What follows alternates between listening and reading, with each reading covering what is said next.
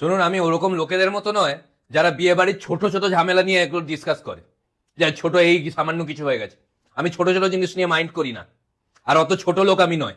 আচ্ছা আচ্ছা। তো শুনুন কি হয়েছে। আরে আমরা 5 জন ওখানে বসেছিলাম, 5 জন ছিলাম।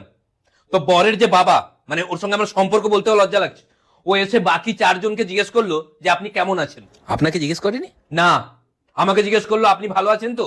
তো এটাতে কি আছে? তো ওদেরকে জিজ্ঞেস করলো আপনি কেমন আছেন, আমাকে জিজ্ঞেস করলো আপনি ভালো আছেন তো। এই পার্সিয়ালিটি কেন? এত বাজে ব্যবহার ওদের।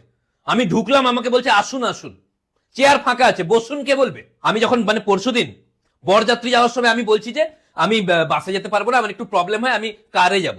এ বাবা, আপনাকে কারে নিয়ে যায়নি? কারে নিয়ে গেছে, ড্রাইভারের পাশের সিটে বসিয়েছে।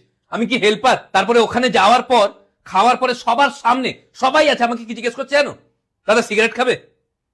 ও কি জানে না আমি বিড়ি খাই? মানে এমন এমন জিনিস আমার সঙ্গে হয়েছে না। মানে বিয়ে হচ্ছে, আমি দেখতে পাচ্ছি না। আমি সামনে গিয়ে একজনকে বললাম আপনি সরুন, সরলো তো না, আমার দিকে তাকিয়ে কি বলছে জানো? যে আমি পুরোহিত, কেন সরবো?